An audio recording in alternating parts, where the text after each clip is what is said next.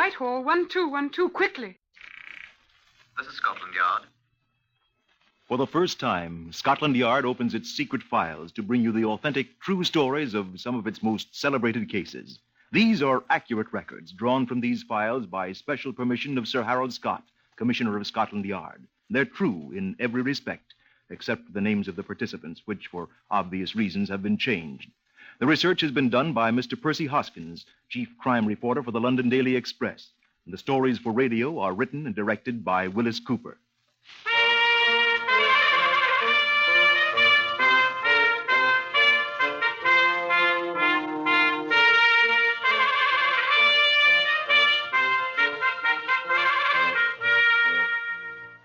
New Scotland Yard, the London headquarters of the Metropolitan Police, is situate near the embankment on Whitehall, hard by 10 Downing Street and almost in the shadow of Big Ben.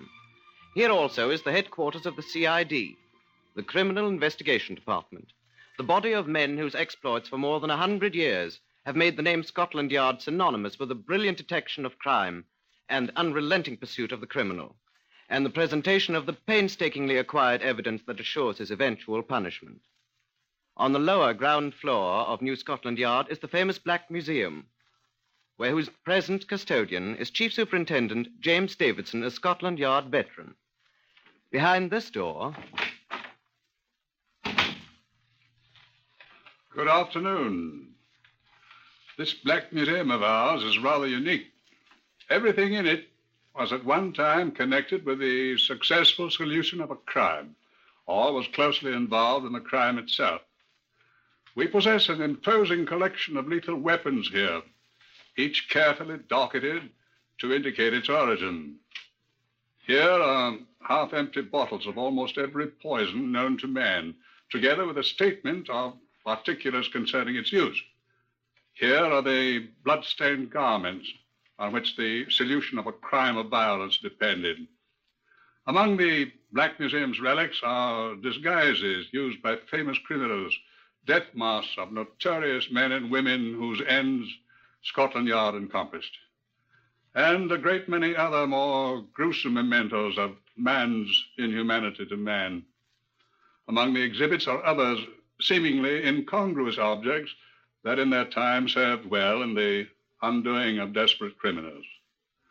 Such an exhibit is this one, the fragments of a set of teacups.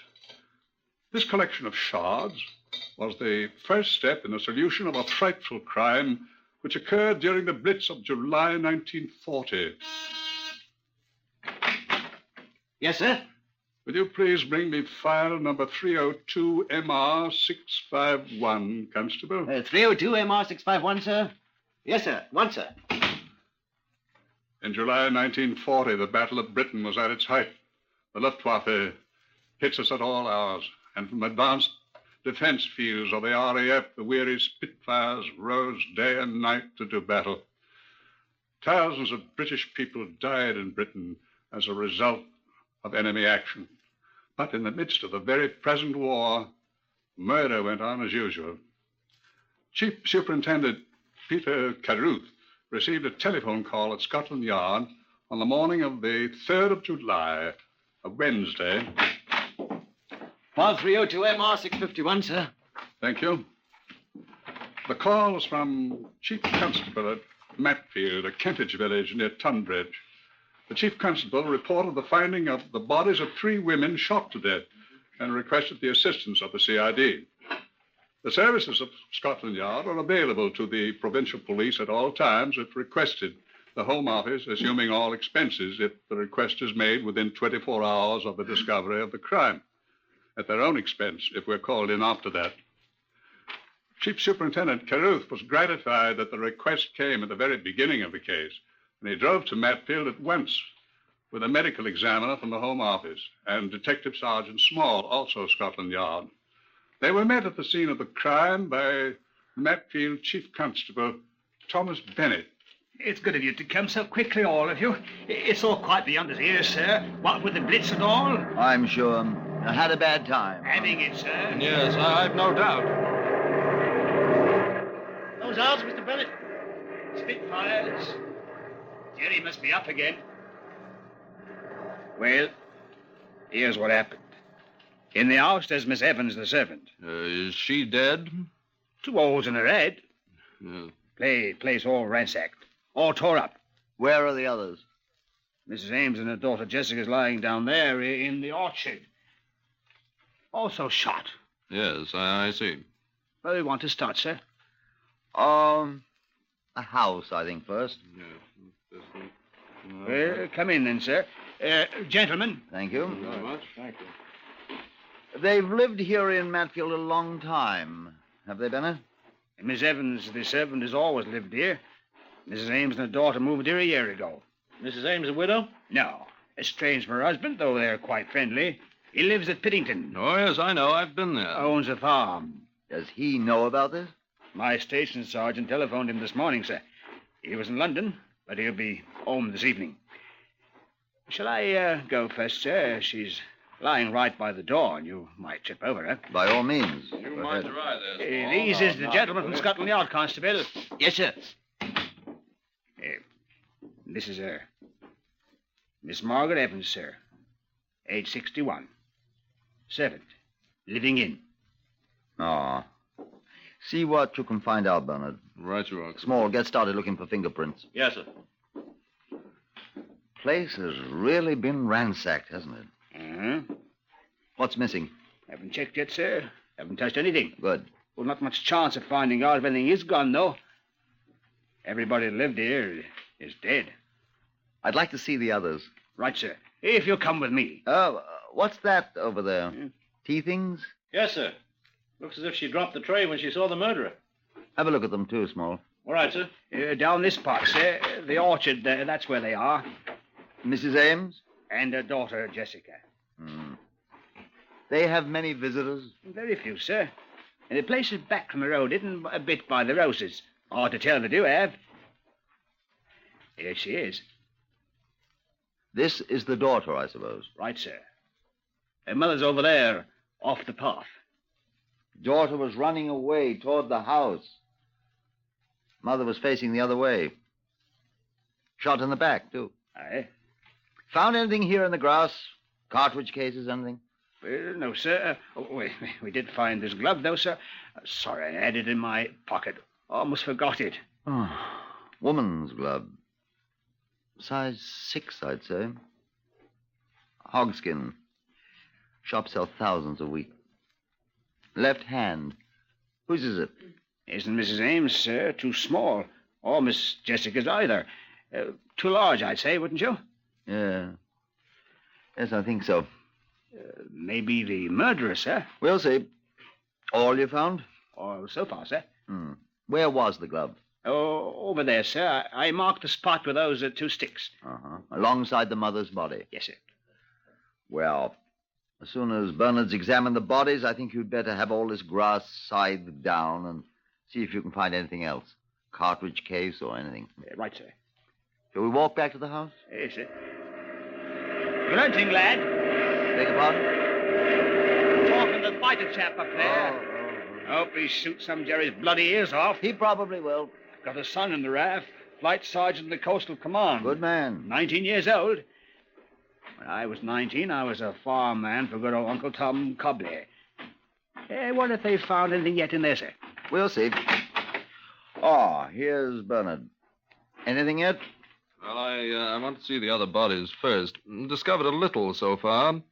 Where are the, Down the path back there, sir. We've touched nothing. Except this glove.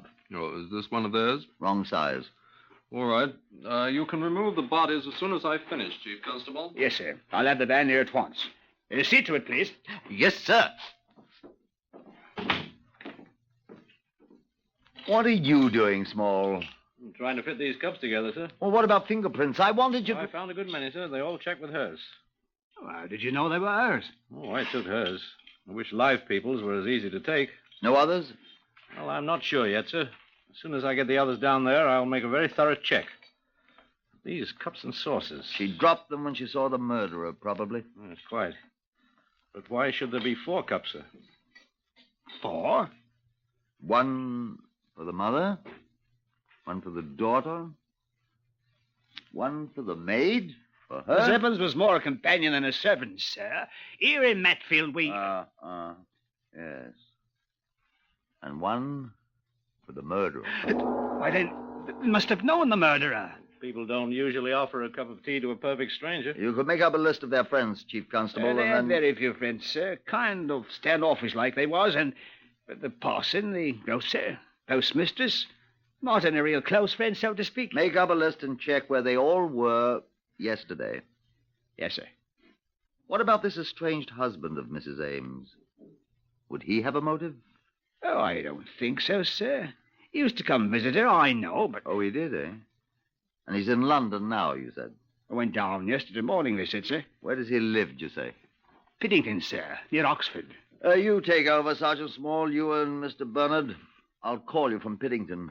Piddington, sir? Do you think... I think I'd like to know whether our friendly ex-husband was really in London yesterday or elsewhere.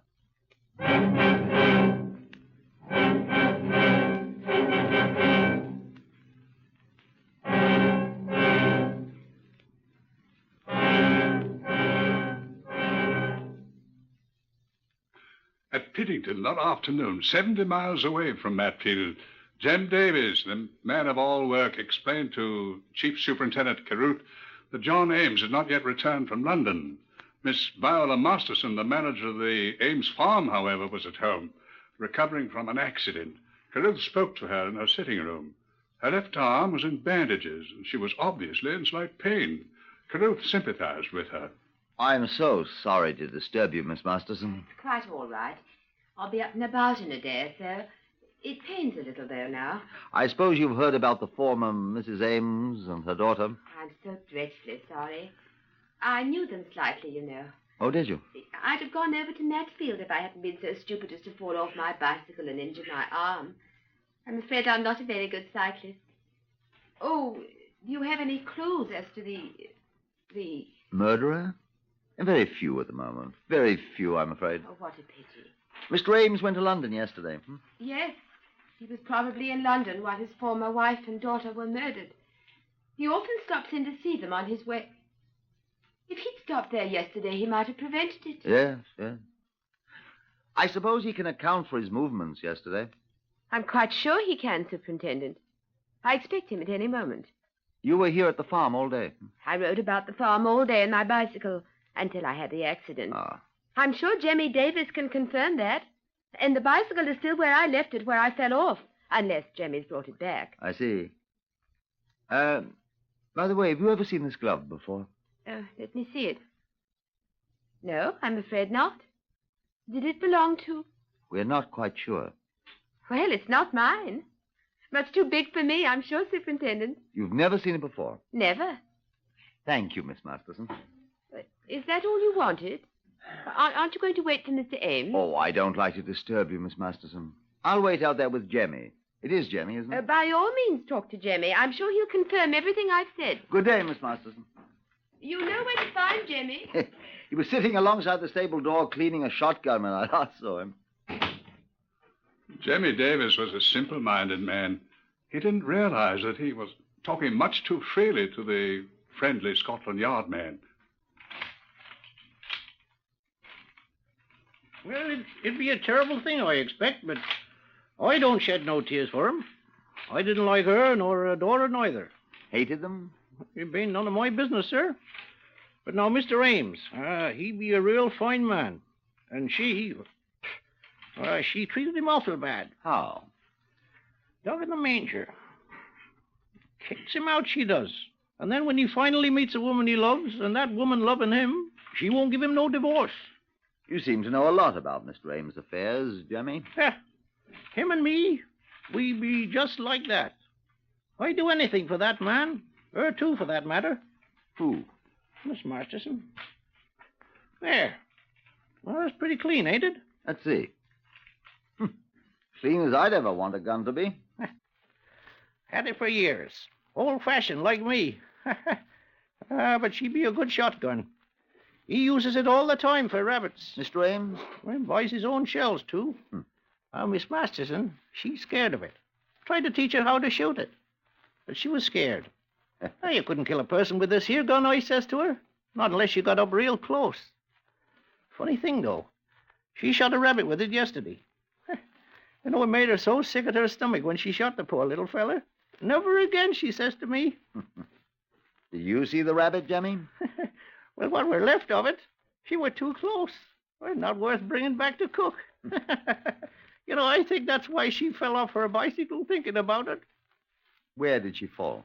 Well, it was in the meadow yonder. The wheel slipped on the grass. Jemmy, did you ever see this glove before? Huh? No, sir. Oh, can't say as how I have. Sure? No, sir. Whose is it? I found it. Well, finders keepers. That's what they say. So you don't think Mr. Ames and Miss Masterson will be upset by Mrs. Ames' death? Lord bless you, no, sir. Now they can get married.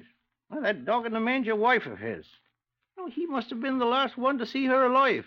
Oh? How's that? When he stopped us here on the way to London yesterday. Why, I thought you was going to wait for him to come back, sir.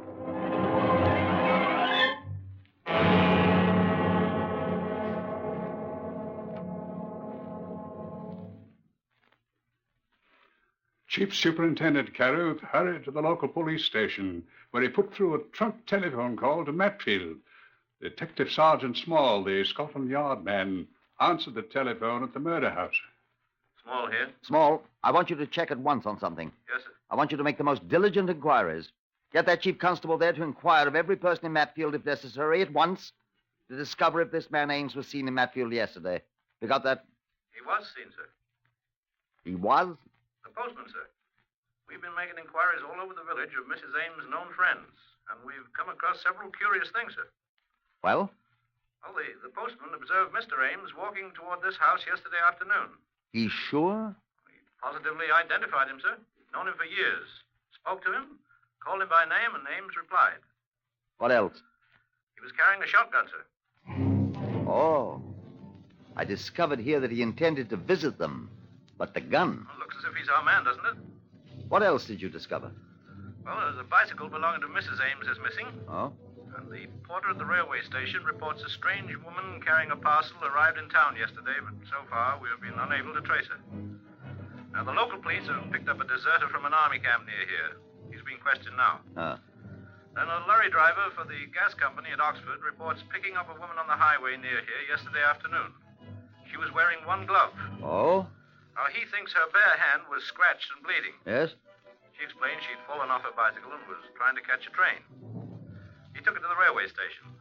And then... Oh, what did you say, sir? I didn't say anything. Oh, I was speaking to Dr. Bernard, sir. I'll put him on. He wants to speak to you. Thank you. You there, Caruth? Yes, Bernard. I've discovered why you didn't find any spent cartridges, Superintendent. Yes? The women were killed with a shotgun, probably a .410 shotgun. Yes, I know. The murderer had to pick the discharged shells out of the breech of the gun by hand. Yes, but... Probably carried them away and disposed of them elsewhere. Did you recover any of the shot from the bodies? Yes, quite small pellets. Birdshot. Mark it in evidence and hold it for me. I think those little lead pellets are going to hang someone, Bernard.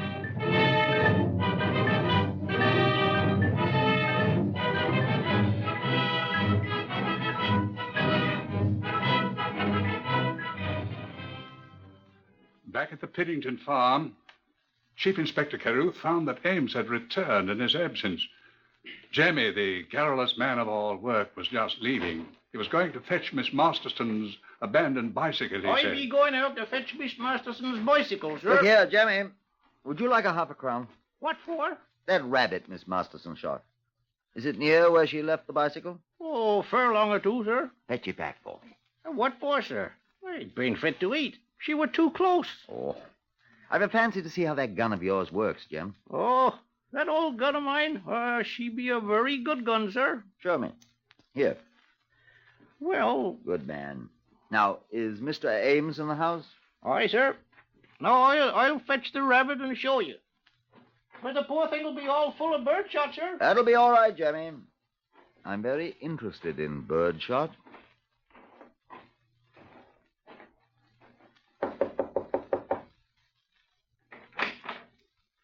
Yes?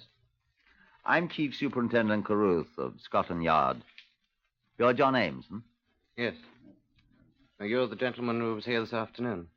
Yes. May I come in? Do.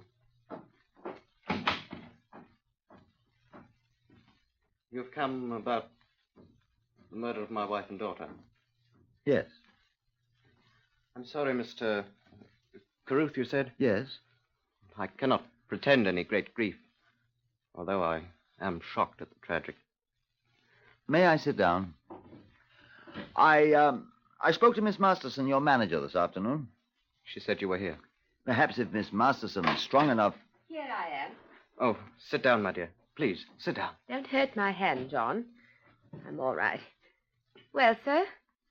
Am I correct in assuming that with the death of Mr. Ames' strange wife, you and he... We can be married, yes. Mr. Ames? That is true. My wife has consistently refused to give me a divorce. Although we were on fairly good terms. She and I weren't. I'm glad she's dead. Violet, And yes. that horrid daughter of hers, too. Now we're rid of them once and for all. Violet. Do you share Miss Masterson's views, Mr. Ames? I'm afraid. And perhaps he's not as ferocious as I am, but he shares my views all right. Don't you, John? Yes. And what were you doing with a shotgun on the way to her home yesterday, Mr. Ames? John, you didn't. You didn't. Mr. Ames! You didn't tell me. Oh, John. John, now you've spoiled everything. Your wife and your daughter were murdered with a shotgun, Mr. Ames. I didn't do it. He didn't, I say. What gauge is your shotgun, Mr. Ames? This is absurd, Mr. Yes, of course it's Carruth. Why do you think it's absurd? My dear sir, my gun, which incidentally is an American-made Remington over and under 12 gauge, has been broken for 4 weeks. You see? Broken? The sear spring is broken. It's quite impossible to fire the gun. You can examine the gun at your leisure at Henry McGovern's The Gunsmiths on High Holborn in London, where I took it yesterday. We'll check that. Why did you visit your wife yesterday, carrying your broken gun? I dropped off in Matfield on my way to London to have the gun repaired. I begged her again to give me a divorce. She refused? She refused again. For the last time. And we're going to be married now at last. Don't expect us to weep for her. Whoever killed her should be given a medal. Violet. Oh, stop it. You're just as glad as I am. Aren't you? Excuse me. The telephone. Yes? Yes, he's here. One moment. It's for you, Mr. Carruth. Thank you. Chief Superintendent Carruth here. Small here, sir. We found Mrs. Ames' missing bicycle. Oh. Yes, sir. Discovered in a ditch close to the place where the lorry driver picked up the woman with one glove. Oh, good. And there are numerous fingerprints on the handlebar, sir, but of the right hand only. Most interesting. And the strange woman whom the railway reporter observed was carrying a parcel, you remember? Yes, of course. It was a long parcel about the length of a gun, he says, wrapped in brown paper. I see. Have you taken the things you spoke about? Things, sir? Yes. Oh, the fingerprints on the bicycle? Yes, quite. Yes, sir, I've taken them. How soon could I see them and the people you spoke of? Up there, sir? Yes. Well, there's enough train that we can have stop at Pittington, leaving here in half an hour, sir. I think you'd better come then if you can find the others you mentioned. I'll meet you at the Pittington station. Right, sir. Goodbye. I'm very sorry. Could I ask? You have uncovered some other evidence, sir? You're not going to arrest John, then? He won't be charged with murder? I think I can almost assure you that you will not be charged with murder, Mr. Ames. I'm sorry, I must go and meet my colleagues. This is quite important. Will you be coming back? I probably shall. I shall want to be able to assure Mr. Ames that he will not be held. Oh, John. All right.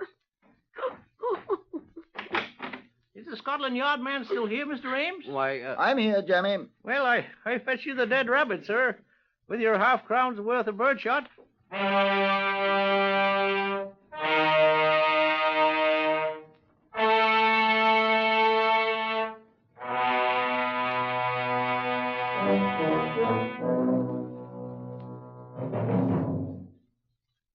They met him at the railway station 2 hours later. Detective Sergeant Small, Chief Constable Bennett, the lorry driver who had picked up the woman with the bloody hand and the one glove, and the railway porter who had observed the woman carrying the brown paper parcel the size of a gun. Leaving Chief Constable Bennett at the station to make a telephone call, the party proceeded to the Ames farm.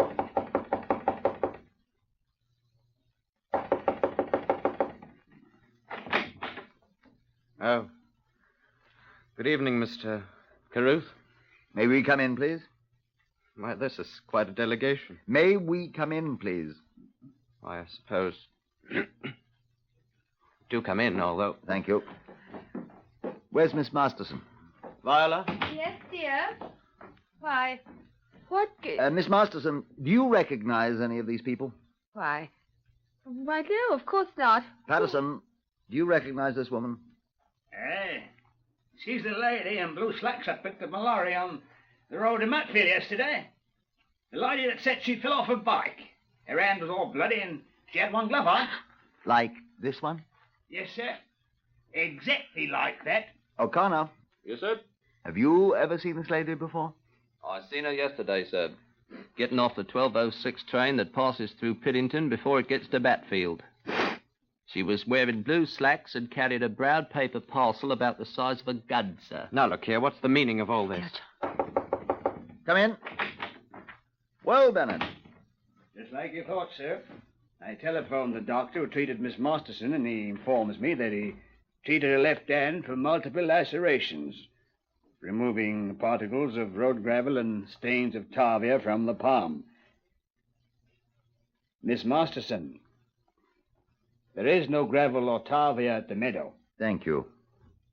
Mr. Ames, I'm extremely sorry for you. John, now we won't get married. Viola Masterson, I arrest you on the charge of willful I murder. wanted to get married, and she stood in our And I way, must John. warn you that anything you say will be taken down and may be used in evidence against you. John, what have I done?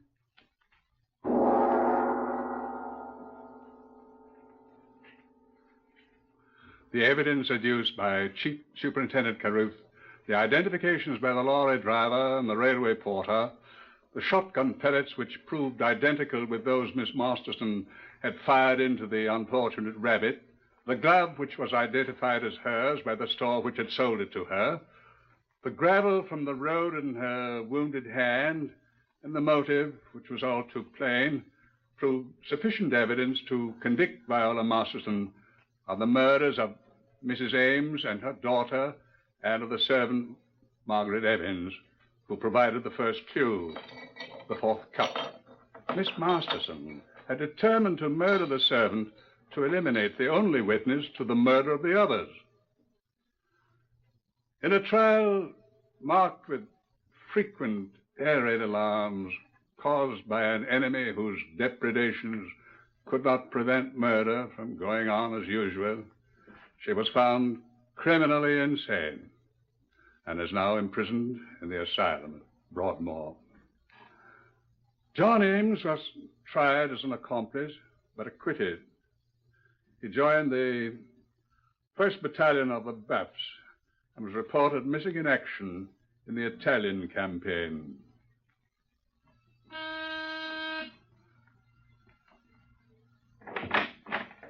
Constable, you may turn the file 302 MR651, the Blitz murder case, to the records room. Good afternoon.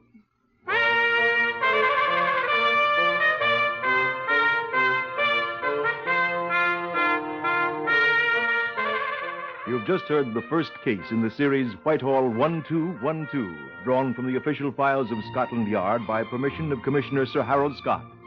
All names were changed in this story for obvious reasons, but everything else is true. It occurred. Whitehall 1212 is written and directed for radio by Wyllis Cooper.